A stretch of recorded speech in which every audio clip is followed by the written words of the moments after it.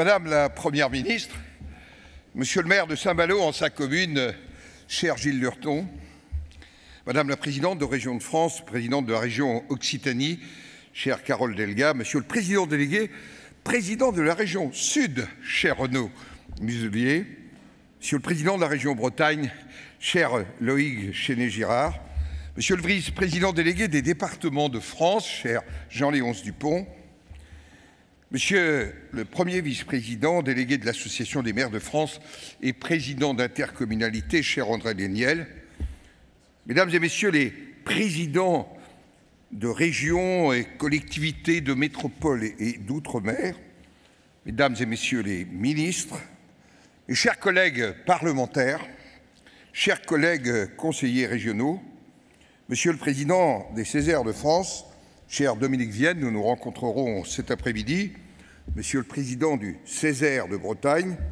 Mesdames et Messieurs les élus, Mesdames et Messieurs les agents des collectivités territoriales. Permettez-moi de vous dire d'abord combien je suis heureux de me retrouver parmi vous aujourd'hui dans cette cité de Saint-Malo, parvent de Suroît, dont l'histoire et les personnages illustres ont fait voyager nombre d'entre nous. Qui ne s'est jamais rêvé le sabre au clair en corsaire, comme Surcouf, ou en écrivain, comme Chateaubriand? Je vous avoue que je me suis bien gardé la semaine dernière, lors de l'accueil du roi Charles III au Sénat, de citer Surcouf. Mais méditez ces paroles de Surcouf. Lors de la prise du Kent, alors que l'officier anglais l'apostrophait en lui disant « Nous, Anglais, nous nous battons pour l'honneur, et vous, Français, vous vous battez pour l'argent. » Surcouf répondit « Chacun se bat pour ce qui lui manque. » Ça me semble extrêmement clair.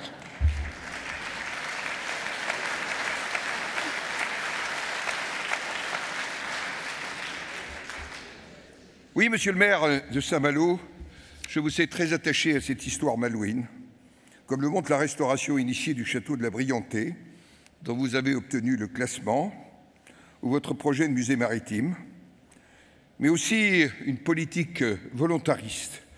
Je pense notamment à cette question que je retrouve partout, dans toutes les assemblées départementales, auprès des élus, qui est celle de la désertification médicale, et je pense à votre combat en faveur du futur hôpital territorial.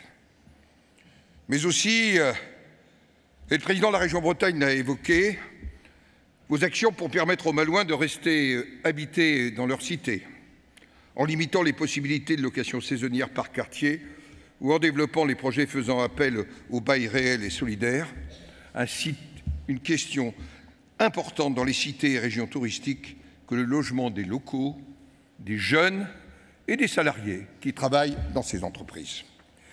J'en profite pour vous alerter de nouveau, Madame la Première ministre, sur la grave crise du logement que nous allons vivre. Si nous n'agissons pas, de nombreux Français risquent de se retrouver sans logement, comme les étudiants en septembre. Un rapport sénatorial pointait déjà en 2021 un manque de 250 000 logements étudiants. En septembre, l'Union étudiante estimait un chiffre encore supérieur, sans parler d'ailleurs des conséquences pour les entreprises du secteur du BTP. Je voudrais, Monsieur le Président, vous saluer Loïc Chenet-Girard, président de la région Bretagne. C'est vrai que c'est une région dont une des îles du Ponant a une place particulière dans mon cœur. Oui, une région attractive, fière de son identité, vous l'avez rappelé tout à l'heure, grande région agricole, industrielle et maritime, tournée vers l'innovation et notamment les biotechnologies, qui sait fédérer les énergies de ses territoires. Une région investie pour l'avenir. Je pense, puisque c'est notre thème aujourd'hui, à la transition écologique. Vous avez créé une assemblée bretonne de l'eau, Monsieur le Président, regroupant tous les acteurs, mais aussi le développement de la production d'énergie locale, en particulier le photovoltaïque déployé sur les lycées de la région. Oui, vous l'avez dit, seul le collectif peut permettre de réussir, et je le dis sincèrement, je le dis devant les membres du gouvernement, Madame la Première ministre, le collectif, c'est aussi et essentiellement avec les territoires que nous devons le réaliser. Je voudrais saluer, vous l'avez fait, Madame la Présidente Carole Delga, Françoise Gatel, présidente de la délégation aux collectivités territoriales, sénatrice de ce beau département que vous connaissez tous, qui œuvre depuis des années et va continuer à le faire pour défendre les collectivités. Elle préside notre délégation. Objectif, redonner de la liberté d'action en luttant constamment contre l'inflation normative qui nous assomme, j'y reviendrai. Je voudrais saluer nos autres collègues du département, Sylvie Robert, vice-présidente de la Commission de la Culture, de l'Éducation et de la Communication. Je vous renvoie à un excellent rapport de 2021 sur les bibliothèques, dont elle rappelle à la fois le rôle culturel, mais aussi le rôle civique. J'excuse Dominique Delège et je salue Daniel Salmon, membre de la Commission des affaires économiques, qui est ici présent. J'ai évoqué les engagements de la région Bretagne pour préserver sa ressource en eau. J'aurais pu évoquer à ce propos le travail fait par Saint-Malo, notamment, j'ai regardé ça de près, monsieur le maire, je lis toujours les gens, le travail que vous faites actuellement sur vos canalisations pour diminuer les fuites. La préservation des ressources naturelles doit être au cœur de nos réflexions afin de préserver notre planète et l'avenir des générations futures. Sans attendre cette échéance lointaine, nous voyons déjà à Mayotte les soucis que provoque le manque d'eau. J'ai reçu l'ensemble des maires de Mayotte il y a quelques mois et je dois dire que cette préoccupation est là très importante. Je salue donc votre souhait, chère Carole Delga, que je remercie moi aussi pour la qualité de nos relations, d'en faire l'un des thèmes de votre congrès. Au fond, vous nous posez une question importante. Comment concilier cette préservation avec le développement des territoires? Dans ce domaine, les régions ont un rôle primordial à jouer en lien avec les autres collectivités. Cher André Léniel et cher Jean-Léonce Dupont, l'essentiel de la transition environnementale se fera sur et par les territoires. Oui, je le dis, le rôle des régions, essentiel, c'est un rôle au cœur des solutions.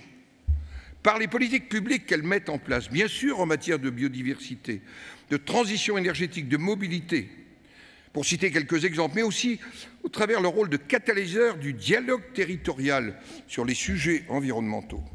Je pense notamment, dernier exemple en date, aux futures conférences régionales, Monsieur le ministre Béchu, du ZAN, que nous avons voté avec l'Assemblée nationale en juillet dernier. Mais je pourrais aussi citer les comités régionaux de l'énergie, dont le rôle sera, me semble-t-il, crucial dans le déploiement des énergies renouvelables. Sur ces sujets, comme celui de la planification écologique et de sa traduction dans divers documents stratégiques dans les mois qui viennent, je suis convaincu que l'impulsion peut et doit venir des territoires, dans une logique ascendante, plutôt que dans une verticalité descendante, ce qui n'exclut pas, Madame la Première ministre, le nécessaire dialogue entre l'État et les collectivités. Oui, chers collègues, chers amis, l'écologie passe d'abord par les territoires, par le concret, par le projet. Nos territoires sont les premiers acteurs et faiseurs du développement durable et de la transition écologique. La solution viendra, dans ce domaine comme bien d'autres, du dynamisme des territoires, de cette proximité avec nos concitoyens que vous avez les uns et les autres chevillés au corps et au cœur. Cette nécessité de changer le fonctionnement actuel de nos institutions, d'en finir avec cette gouvernance trop verticale que vous évoquiez, Madame la Présidente, tous les élus locaux la réclament. Je peux vous le dire, après des mois, et vous savez pourquoi, passer encore plus sur le terrain, dans plus de 25 départements, au contact des élus locaux. Oui, les élus locaux le réclament. Elle est la seule à même de répondre à la crise démocratique que nous traversons. Car comme Carole Delga, je suis inquiet de cette crise démocratique qui traverse notre pays. Il est urgent, Madame la Première ministre, de repenser les relations entre l'État et les collectivités. C'était déjà le sens de l'appel de Marseille Monsieur Muselier, en 2018, où les 3 principales associations d'élus avaient décidé de constituer Territoires Unis pour demander moins de verticalité et tout simplement plus de liberté locale. J'entends qu'il est désormais, depuis ce matin, l'appel de Saint-Malo, Madame la Présidente. Pour cela, il est nécessaire de rétablir la confiance, oui, c'est un mot important, entre l'État et les collectivités. Cela signifie travailler avec elles, en amont des prises de décision. Il n'est plus possible que ces dernières découvrent à travers des vidéos sur Internet ou des interviews sur YouTube des annonces qui vont impacter leur mode de fonctionnement, voire leurs finances, sans contact préalable. On ne peut pas continuer à travailler ainsi.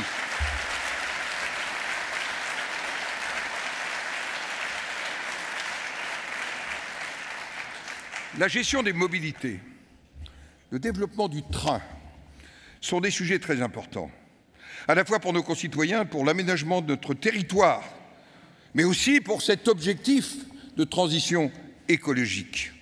Cela nécessite un travail approfondi, collectif, Monsieur le Président de la région Bretagne, et non des décisions unilatérales. Je sais qu'un comité État-région a eu lieu hier, vous l'avez évoqué, Madame la Présidente, avec le ministre délégué au transport. J'ai cru comprendre qu'il y avait encore quelques aiguillages à passer pour les temps qui viennent. C'est naturel en matière ferroviaire, mais à un moment, il faut arriver vers l'objectif qu'on se donne. Oui, il est temps de replacer les élus locaux au cœur des décisions, de leur faire confiance, de libérer les énergies locales. Un code général des collectivités territoriales à méditer quand même, qui a triplé de volume en 20 ans. Un code de l'environnement multiplié par 10 sur la même période. Ça n'est pas tenable. Il ne faut pas s'étonner qu'autant d'élus se désespèrent, surtout quand dans le même temps on voit les violences s'accroître à leur encontre, ainsi que les contentieux en tout genre. Sur ces sujets, le Sénat agit. Une proposition de loi sur la sécurité des élus locaux a été déposée le 26 mai dernier et il sera examiné très prochainement, dès la semaine du 9 octobre au Sénat. Nous avons adopté le 16 mars une charte de simplification à l'initiative de la délégation aux collectivités territoriales, chère Françoise Gatel, signée par le gouvernement, cher Christophe Béchu. Maintenant, passons de l'intention à l'action, pour reprendre les propos mêmes de Carole Delga. Ce sera, me semble-t-il, une des priorités. Ça ne concerne pas simplement le gouvernement, ça concerne aussi les parlementaires, me semble-t-il. Chacun, nous sommes concernés, car nous sommes responsables de cet amas normatif qui aujourd'hui nous paralyse et nous enserre. Alors oui, il est plus que nécessaire d'écrire cette grande loi de décentralisation, tant attendue et annoncée à de multiples reprises par le Président de la République, notamment le 2 septembre 2022, en recevant le Président de l'Association des maires de France, en recevant le Président des départements de France et en vous recevant, chère Carole Delga. Après 8 mois de travail et de nombreuses concertations, notamment avec vous, les 3 associations d'élus territoriaux présents ce matin, et je voulais vraiment vous en remercier, nous avons abouti au Sénat le 6 juillet dernier, grâce au travail de nos rapporteurs, François-Noël Buffet, Mathieu Darnaud et Françoise Gatel, une fois encore de plus cités, à la publication de 15 propositions pour rendre aux élus locaux leur pouvoir d'agir, thème du dernier Congrès des maires de France. Avec une priorité, donner tout son sens au principe de libre administration des collectivités, avec un mot d'ordre, la simplification. Je vous ai adressé, Madame la Première ministre, dès le 7 juillet dernier, tout comme au Président de la République. Et, je vous le dis, nous les traduirons en propositions de loi très prochainement. Il ne s'agit pas de proposer un Big Bang territorial auquel personne ne tient, mais de faire des propositions très pragmatiques, très concrètes. Il s'agit de gérer en proximité ce qui peut l'être, de fameux principes de subsidiarité, chers à David Lisnard, à Aristote, à Thomas d'Aquin et au synode d'Emden. Chacun y aura ses références, mais ça veut dire ce qu'on peut faire mieux en proximité, c'est mieux de le faire ainsi plutôt que dans la verticalité, c'est très clair. Alors, nous proposons d'améliorer les conditions d'exercice des élus pour rendre, Madame la Ministre, le statut plus attractif et plus protecteur. Un travail a été engagé avec le gouvernement en la matière. Il est nécessaire d'aller au bout de la réflexion en prenant en compte l'ensemble des collectivités. Nous y prendrons toute notre part. Nous souhaitons aussi renforcer l'agilité territoriale à la main des élus locaux, en facilitant les expérimentations locales et la différenciation territoriale. Nous sommes déjà investis sur ce sujet au moment de la loi 3DS. Terre d'expérimentation en matière institutionnelle. En Bretagne, ça n'a pas commencé hier. Vous avez fait le choix du volontarisme, et notamment avec la rédaction d'un rapport rendu la semaine dernière, Monsieur le Président, réclamant plus de liberté au gouvernement en matière de mobilité, et la création hier du syndicat mixte associant l'ensemble des acteurs concernés, ou encore en matière d'emploi et de formation, tout comme d'ailleurs la région Île-de-France qui a délibéré la semaine dernière en faisant 43 propositions pour un choc de décentralisation en Île-de-France. Vous avez vous-même, Madame la Présidente, énuméré les propositions pour un souffle nouveau en matière d'éducation, d'orientation, d'emploi, de mobilité. Des expérimentations, d'ailleurs, qui peuvent s'appuyer sur la législation actuelle. Cependant, là aussi, pour que ces expérimentations fonctionnent, il faut faire confiance aux collectivités. Pour ne pas revivre l'expérimentation décevante de la délégation de la culture en Bretagne, qui n'a pas pu fonctionner car certaines institutions, et je vais les nommer, la DRAC par exemple, ont eu peur de disparaître à la faveur de ces expérimentations. Oui, nos territoires ont des spécificités.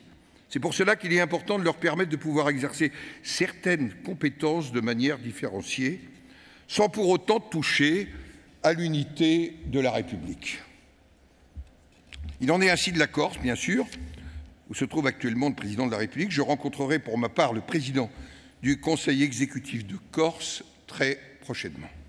De même pour les Outre-mer, dont je salue ici les représentants nombreux, quelques visages que j'ai partagés il n'y a pas si longtemps chez eux, il est important, comme nous l'évoquons dans nos 15 propositions, de rénover le cadre institutionnel qui leur est applicable pour dépasser l'opposition entre assimilation et spécialisation législative et adapter ainsi les facultés de différenciation aux besoins de chaque territoire s'il le souhaite.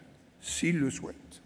Je vous rappelle que le Sénat sera toujours garant de l'unité de la République pour que les choses soient claires, qu'elles soient clairement dites et que chacun le sache. Au-delà de ces propositions en faveur de la décentralisation, nous voulons aussi un État déconcentré, Madame la Première ministre, accompagnateur, facilitateur et qui ne soit plus censeur. Et pour cela, il faut que les préfets retrouvent pleine autorité sur les services de l'État dans leur département et leur région. Car à décentralisation forte, il faut un État territorial fort. C'est comme ça que je vois l'avenir, me semble-t-il, pour redresser notre pays.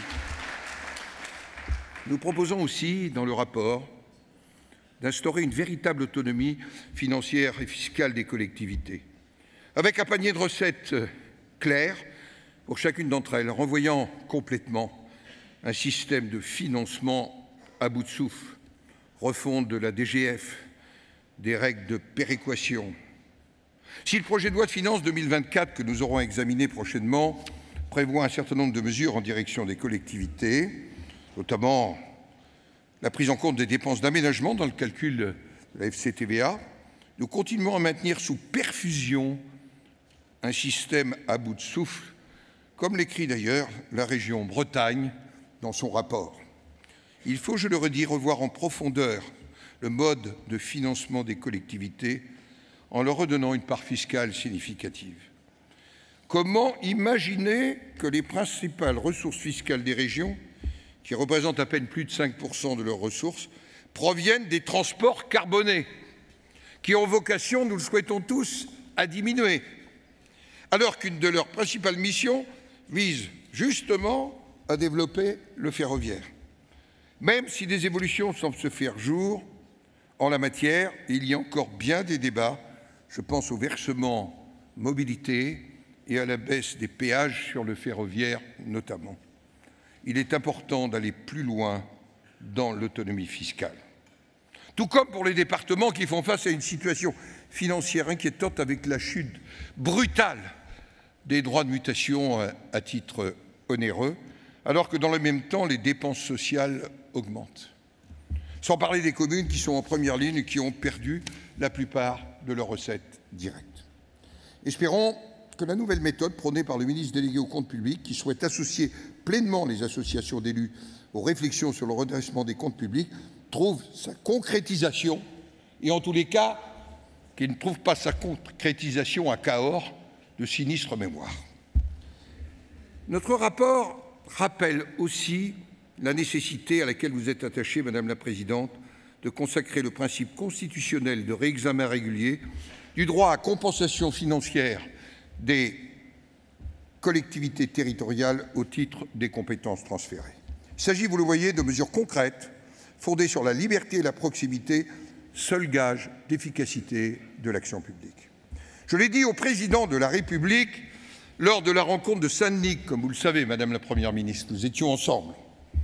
Une rencontre qui doit impérativement aboutir sur des actions concrètes. On ne peut plus décevoir une nouvelle fois les Français et les élus locaux. Il faut agir. Et l'action passe par la proximité et la décentralisation. Cette main tendue du Sénat à Saint-Denis, j'espère que le président de la République et le gouvernement sauront la saisir. Le président a évoqué dans son compte-rendu de cette rencontre, d'ailleurs, le rapport du Sénat. Je veux y voir un geste encourageant et je viens de lui apporter hier, d'ailleurs, ma nouvelle contribution. Oui, avec la main républicaine tendue, il ne faut pas craindre la décentralisation, Madame la Première ministre. Elle est une des réponses aux défis d'aujourd'hui. Alors, un grand auteur, Monsieur le maire, enterré sur la pointe du Grand B à Saint-Malo, écrivait « Le péril s'évanouit quand on ose le regarder ». C'était François-René de Chateaubriand. Alors je pense que si nous voulons voir les périls s'évanouir, il faut oser les regarder en face, les traiter. Je pense que c'est ça le cœur des solutions. Et vis-à-vis des territoires, je veux simplement reprendre ce qui est la devise de Saint-Malo, Saint-Père Fidélis, je serai toujours fidèle, comme président du Sénat, au territoire. Vive la République et vive la France!